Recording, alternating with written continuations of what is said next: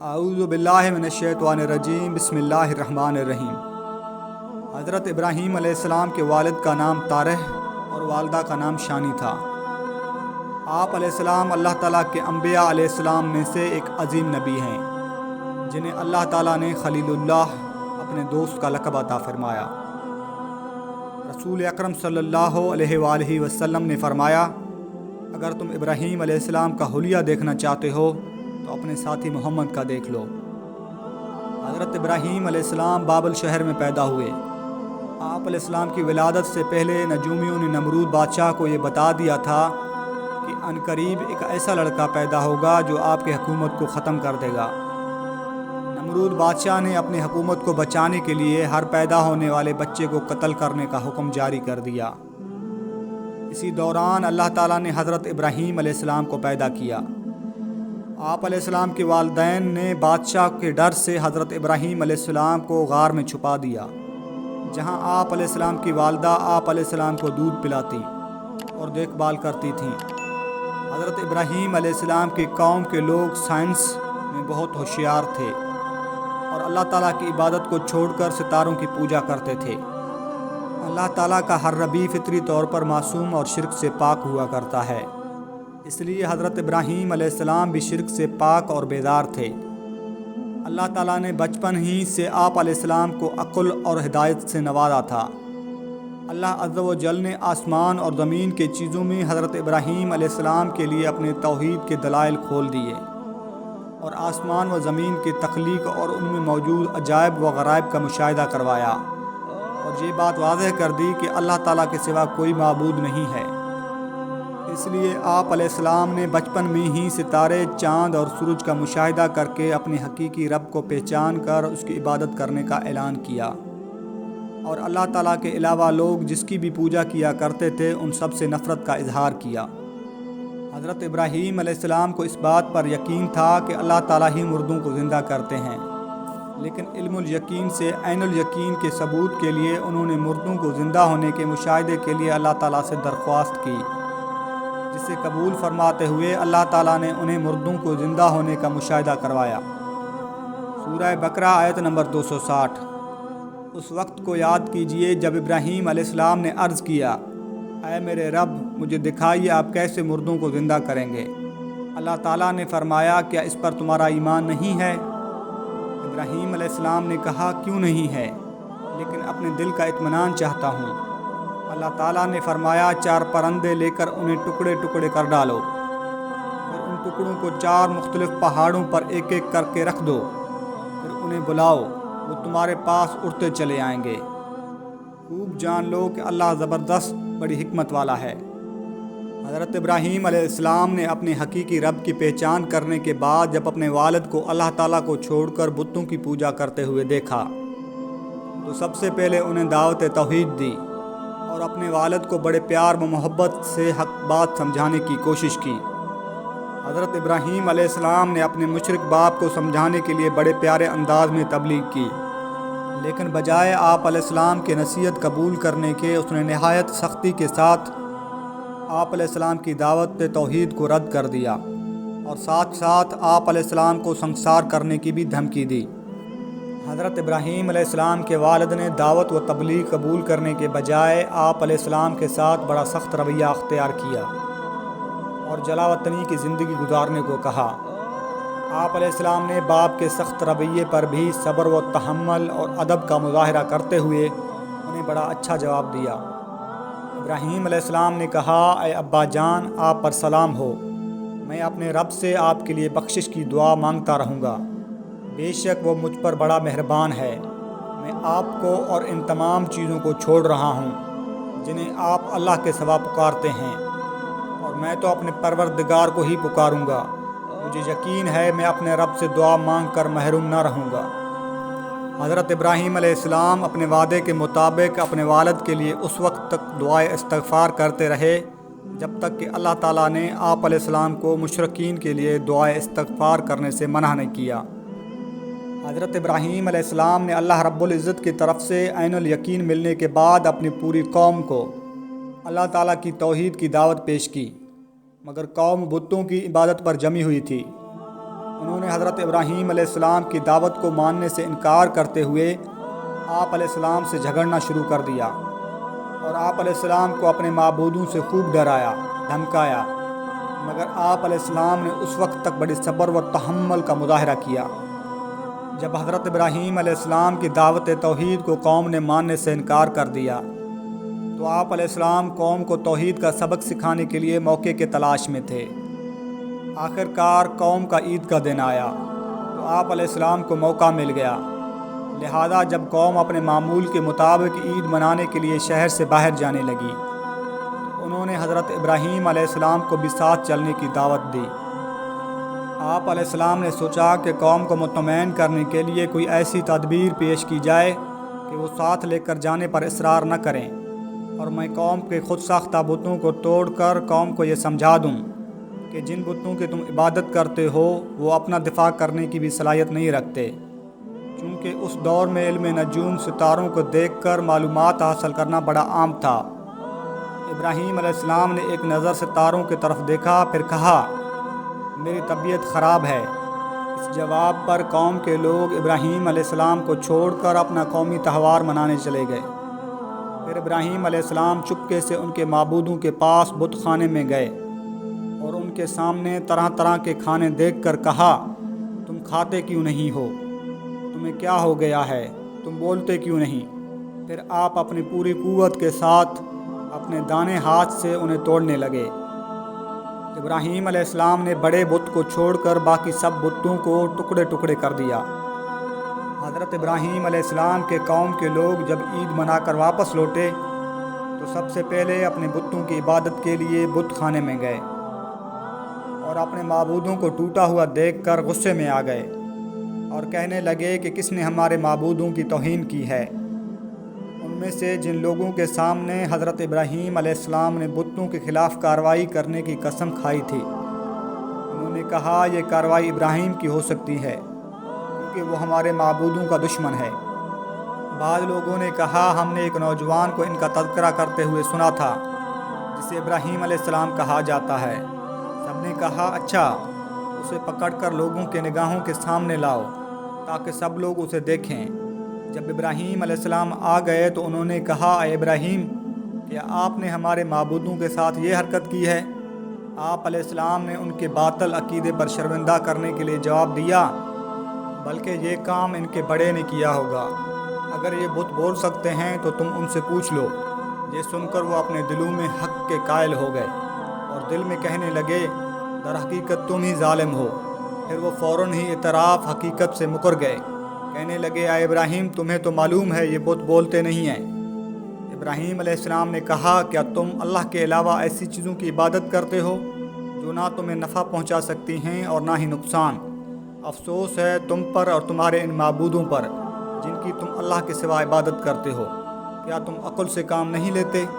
جب حضرت ابراہیم علیہ السلام کی قوم آپ علیہ السلام کی پیش کردہ عقلی دلائل پر لاجواب ہو گئی تو جیسا کہ باطل پرستوں کا طریقہ کار ہوتا ہے کہ جب وہ دلائل کے سامنے بے بس ہو جاتے ہیں تو طاقت کے استعمال پر اتر آتے ہیں، اسی طرح قوم ابراہیم نے بھی کیا۔ انہوں نے آپس میں یہ طے کیا کہ اب ابراہیم علیہ السلام کو خاموش کرنے کی ایک ہی صورت ہے کہ ہم انہیں بھڑکتی ہوئی آگ میں ڈال کر جلا دیں تاکہ دنیا کے لوگ ان کی بے بسی اپنی آنکھوں سے نظارہ کر لیں اور ہر شخص کو معلوم ہو جائے کہ جو بھی ہمارے معبودوں کی توہین کرے گا ہم اسی طرح دردناک سزا دیں گے۔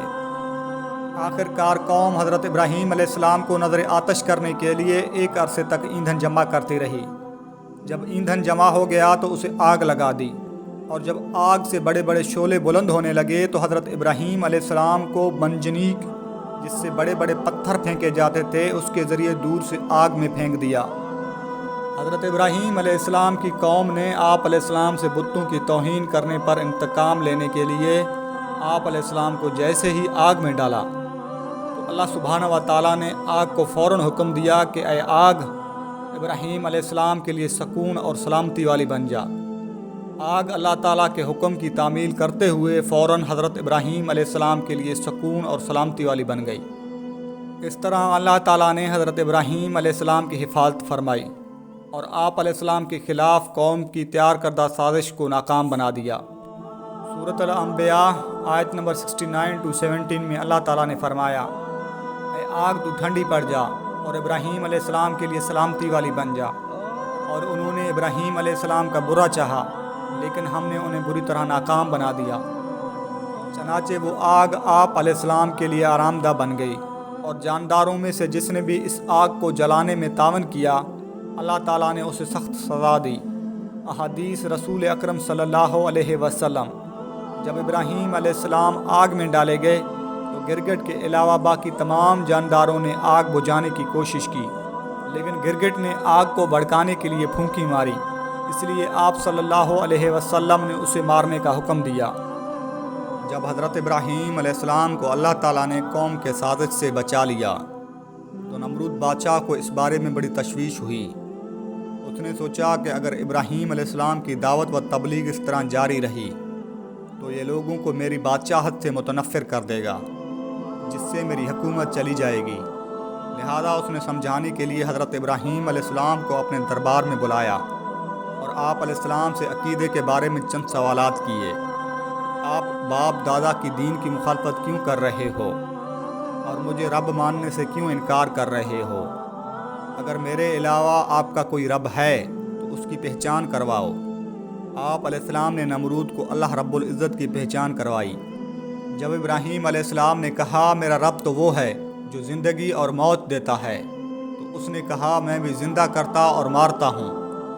نمرود کے سامنے دو ایسے آدمیوں کو پیش کیا گیا جن کے لیے سزائے موت کا فیصلہ ہو چکا تھا۔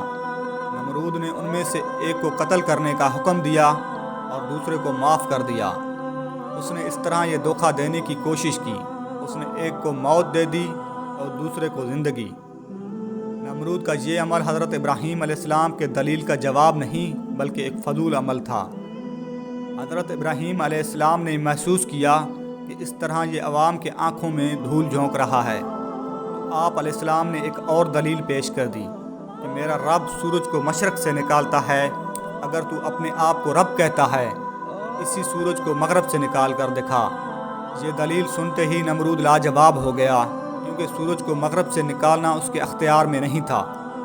اس دلیل سے وہ عاجز آ گیا اور اس کے پاس جواب دینے کے لیے کچھ باقی نہ رہا، لیکن پھر بھی وہ ہٹ درمی کا مظاہرہ کرتے ہوئے اپنی بات پر قائم رہا اور ہدایت نہ پا سکا۔ حضرت زید بن اسلم رضی اللہ عنہ فرماتے ہیں کہ کھانے پینے کی اشیاء کا انتظام نمرود نے اپنے پاس رکھا تھا اور لوگوں میں خود تقسیم کیا کرتا تھا۔ حضرت ابراہیم علیہ السلام اس مناظرے سے پہلے خورد و نوش کی اشیاء اس سے لینے جاتے تھے تو وہ دے دیا کرتا تھا، لیکن جب سے اس کے ساتھ آپ علیہ السلام کا توحید باری تعالیٰ کے حوالے سے مکالمہ ہوا تو اس نے آپ علیہ السلام کو کھانے پینے کی اشیاء دینے سے انکار کر دیا۔ آپ علیہ السلام کو اللہ تعالیٰ پر بڑا بھروسہ تھا کہ اللہ تعالیٰ تمام لوگوں کو کھانے پینے کی اشیاء فراہم کرتے ہیں اور بیمار ہونے پر انہیں شفا دیا کرتے ہیں۔ لہذا آپ علیہ السلام نے گھر کے قریب آ کر گھر والوں کو مطمئن کرنے کے لیے جن بوروں میں کھانے پینے کی اشیاء لانی تھی ان میں مٹی بھر لی اور گھر میں رکھ کر خود سو گئے۔ اللہ تعالیٰ نے اس مٹی کو بطور معجزہ غلہ میں تبدیل کر دیا۔ آپ علیہ السلام کے زوجہ محترمہ حضرت سارہ علیہ السلام نے جیسے ہی ان بوروں کے پاس گئیں تو انہیں عمدہ قسم کے غلے سے بھرے ہوئے پایا۔ انہوں نے وہاں سے غلہ لے کر کھانا تیار کیا۔ جب آپ علیہ السلام بیدار ہوئے تو کھانا تیار ہو چکا تھا۔ جب آپ علیہ السلام کے سامنے پیش کر دیا گیا، آپ علیہ السلام نے حضرت سارہ علیہ السلام سے پوچھا یہ کھانا کہاں سے آیا ہے؟ حضرت سارہ علیہ السلام نے جواب دیا جو غلہ آپ لائے ہیں میں نے اسی میں سے کھانا تیار کیا ہے۔ آپ علیہ السلام فوراً سمجھ گئے کہ اللہ تعالیٰ نے معجزانہ طور پر مٹی کو غلہ میں تبدیل کر دیا۔ حضرت زید بن اسلم رضی اللہ عنہ فرماتے ہیں جب نمرود بادشاہ کی نافرمانیاں حد سے بڑھ گئیں تو اللہ تعالیٰ نے اس کے پاس اپنا ایک فرشتہ بھیجا جس نے اسے اللہ پر ایمان لانے کو کہا، لیکن اس نے انکار کر دیا۔ 3 بار فرشتے نے یہی دعوت پیش کی، تینوں بار نمرود نے انکار کر دیا اور کہنے لگا تم اپنے لشکر لے آؤ اور میں اپنے لشکر لے آتا ہوں۔ چنانچہ دوسرے دن نمرود نے سورج طلوع ہونے کے وقت اپنے فوجوں کو جمع کیا۔ اللہ تعالیٰ نے بڑی تعداد میں مچھروں کو بھیج دیا جنہوں نے نمرود کے فوجوں کو اس طرح کاٹا کہ ان کے جسم سے صرف ہڈیاں رہ گئیں۔ ایک مچھر نمرود بادشاہ کے ناک میں بھی گھس گیا جو اسے بار بار کاٹتا تھا۔ اللہ تعالیٰ نے اس مچھر کے ذریعے اسے کافی عرصہ تک عذاب میں مبتلا رکھا۔ جب اس کے سر پر کچھ مارا جاتا تو بادشاہ کو کچھ سکون ملتا، جب مارنا چھوڑ دیا جاتا تو مچھر پھر کاٹنے لگتا۔ آخر کار وہ اللہ تعالیٰ کے حکم سے اسی مچھر کے کاٹنے سے ہلاک ہو گیا۔ حضرت ابراہیم علیہ السلام نے اپنے باپ سے لے کر بادشاہ تک کو توحید کی دعوت پیش کی، لیکن اس دعوت و تبلیغ کو سوائے آپ علیہ السلام کی بیوی حضرت سارہ علیہ السلام اور بھتیجے حضرت لوط علیہ السلام کہ کسی اور نے قبول نہیں کیا۔ جب آپ علیہ السلام اللہ تعالیٰ کی عبادت کرتے تو قوم آپ علیہ السلام کو تکالیف پہنچاتی۔ آپ علیہ السلام نے جب قوم کی ہٹ دھرمی، انکار اور کفر پر اصرار دیکھا تو ان سے نا امید ہو کر اللہ رب العزت کے حکم سے اپنی بیوی سارہ علیہ السلام اور بھتیجے لوط علیہ السلام کو ساتھ لے کر بابل سے ملک شام ہجرت کی تاکہ وہاں آزادی کے ساتھ اللہ تعالیٰ کی عبادت کریں۔ حضرت ابراہیم علیہ السلام جب ملک شام کی طرف روانہ ہوئے تو راستے میں ایک ملک مصر میں داخل ہوئے جہاں ایک ظالم بادشاہ حکمران تھا۔ وہ جب کسی خوبصورت عورت کے ساتھ اس کے خاوند کو دیکھتا تو خاوند کو قتل کروا کر عورت کو اپنے جنسی حوص کا نشانہ بناتا۔ اگر عورت کے ساتھ باپ یا بھائی ہوتا تو انہیں قتل تو نہ کرواتا، لیکن عورت کو پھر اپنے جنسی حوص کا نشانہ بناتا تھا۔ اسے یہ اطلاع دی گئی کہ ابراہیم علیہ السلام ایک انتہائی خوبصورت عورت کے ساتھ آئے ہیں۔ بادشاہ نے فوراً حضرت ابراہیم علیہ السلام کو بلا کر پوچھا، تمہارے ساتھ یہ عورت کون ہے؟ حضرت ابراہیم علیہ السلام نے جواب دیا، یہ میری بہن ہے۔ بادشاہ نے کہا، اسے میرے پاس بھیج دو۔ آپ علیہ السلام نے حضرت سارہ علیہ السلام کو اس کے پاس بھیجنے سے پہلے یہ سمجھا دیا کہ میرے اور آپ کے علاوہ یہاں کوئی مومن نہیں ہے اور مسلمان آپس میں اسلامی بھائی بہن ہیں۔ میں نے تمہیں ظالم بادشاہ کے سامنے اسلامی بہن کہا ہے۔ اگر وہ تم سے پوچھے تو تم بھی اپنے آپ کو میری بہن ہی کہنا، مجھے جھوٹا ظاہر نہ کرنا ورنہ وہ مجھے قتل کر دے گا۔ پھر ظالم بادشاہ نے بری نیت کے ساتھ حضرت سارہ علیہ السلام کی طرف بڑھنے کی کوشش کی تو انہوں نے تھوڑی دیر اجازت چاہی اور فوراً وضو کر کے نماز پڑھنا شروع کر دی اور عرض کیا، اے میرے اللہ، میں آپ اور آپ کے نبی پر ایمان لائی ہوں اور میں نے اپنے جسم کو اپنے شوہر کے علاوہ محفوظ رکھا ہے، اب اس کافر کو مجھ پر مسلط نہ کرنا۔ حضرت سارہ علیہ السلام دعا مانگتے ہی بادشاہ زمین پر گر پڑا اور تڑپنے لگا اور سارہ علیہ السلام سے التجائیں کرنے لگا کہ اب میں تمہیں کچھ نہیں کہوں گا، میرے لیے اس مصیبت سے چھٹکارے کی دعا کر دیں۔ حضرت سارہ علیہ السلام نے اللہ تعالیٰ سے دعا کی تو وہ پہلے حالت پر آ گیا، لیکن ٹھیک ہونے کے بعد اس نے دوبارہ وہی حرکت کی جو پہلے کی تھی۔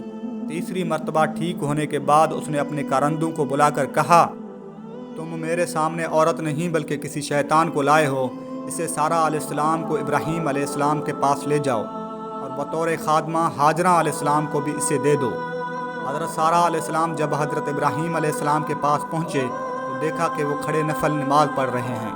انہوں نے دوران نماز ہی سے ہاتھ سے اشارے سے پوچھا، کیا معاملہ پیش آیا؟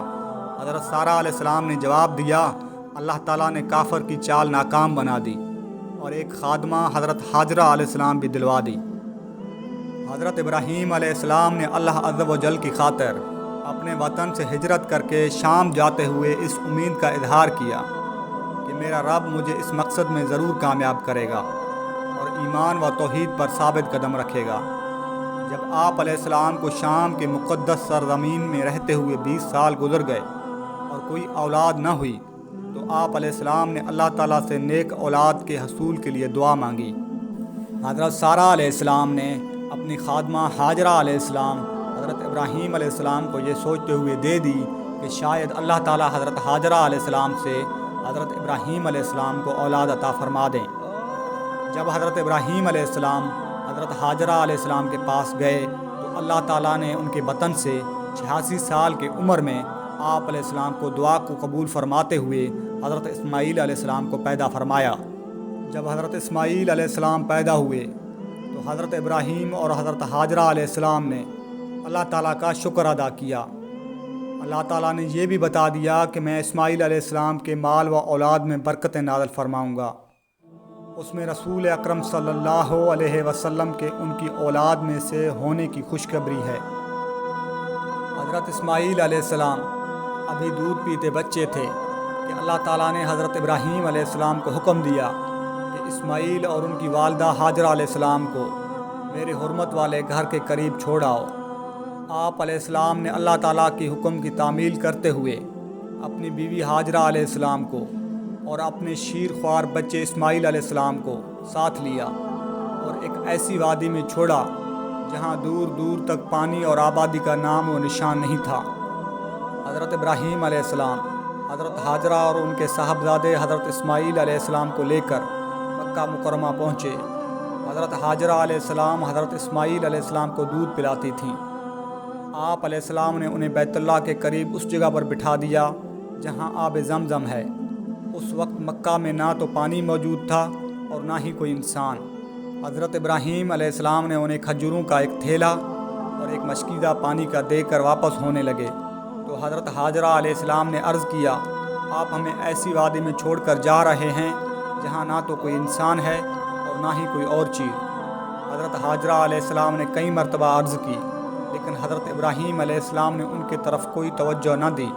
آخر کار حضرت ہاجرہ علیہ السلام نے عرض کیا کہ اللہ کا حکم یہی ہے؟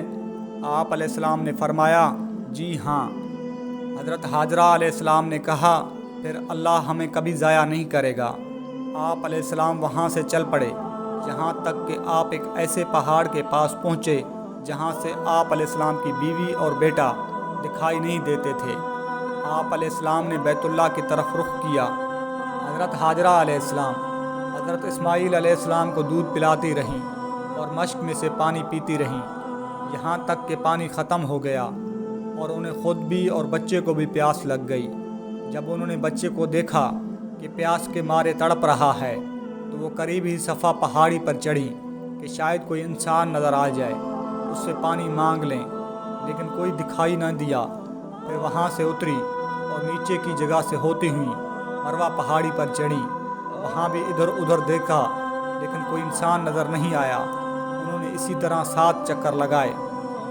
7ویں چکر پر جب ہاجرہ علیہ السلام مروہ پہاڑی پر چڑھیں تو ایک آواز سنی تو آپ علیہ السلام نے عرض کیا، اے اللہ کے بندے، میں نے تمہاری آواز تو سنی ہے، کیا تم ہماری کچھ مدد کر سکتے ہو؟ آپ علیہ السلام نے دیکھا کہ جہاں اس وقت زمزم کا کنواں ہے وہاں اللہ کے فرشتے حضرت جبرائیل علیہ السلام نے اپنے پر مار کر زمین کھود ڈالی اور وہاں سے پانی نکل آیا۔ حضرت ہاجرہ علیہ السلام نے اس پانی کے چاروں طرف حوض کی طرح منڈیر بنانے لگے۔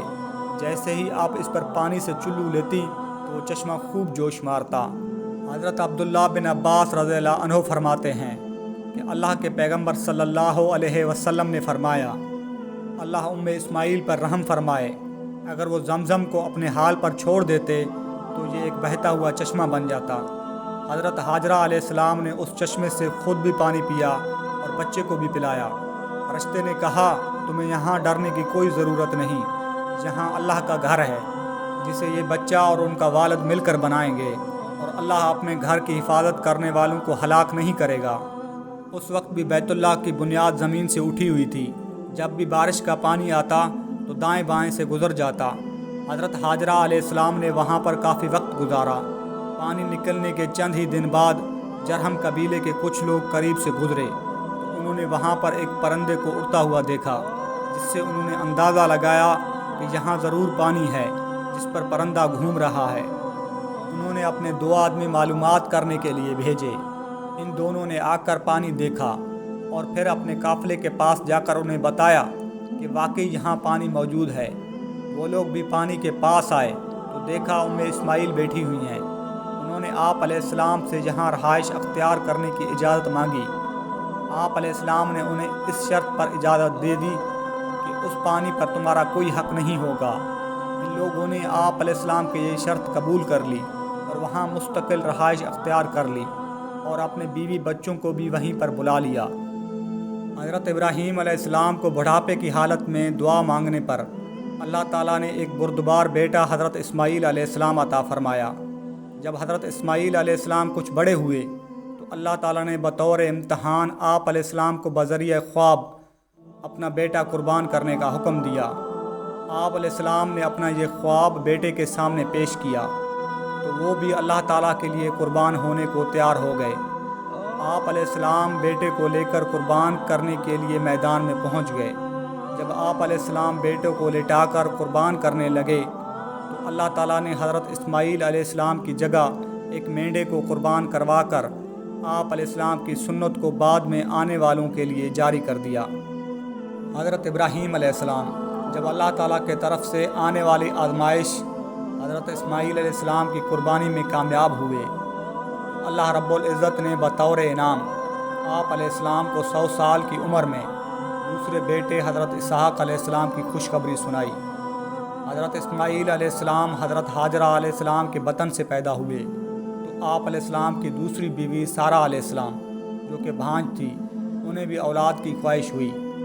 جب اللہ تعالیٰ کی طرف سے بھیجے ہوئے فرشتے انسانی شکل میں بطور مہمان حضرت ابراہیم علیہ السلام کے پاس آئے تو آپ علیہ السلام نے ان کی مہمان نوازی کے طور پر ایک بچڑا ذبح کیا اور ان کے لیے کھانا تیار کیا، لیکن وہ چونکہ فرشتے تھے اس لیے انہوں نے کھانے کی طرف ہاتھ نہ بڑھایا تو آپ علیہ السلام نے ان کی طرف سے کچھ خوف لاحق ہوا۔ انہوں نے آپ علیہ السلام سے کہا کہ آپ خوف نہ کیجیے، ہم تو آپ کے پاس اسحاق اور یعقوب علیہ السلام کی خوشخبری لے کر آئے ہیں۔ بے شک اللہ تعریفوں کے لائق بڑی شان والا ہے۔ جب حضرت اسماعیل علیہ السلام جوان ہوئے تو اللہ رب العزت نے آپ علیہ السلام کو اپنا گھر تعمیر کرنے کا حکم دیا۔ چنانچہ آپ علیہ السلام مکہ آئے اور حضرت اسماعیل علیہ السلام کے ساتھ مل کر بیت اللہ کی بنیادیں اونچی کر دیں۔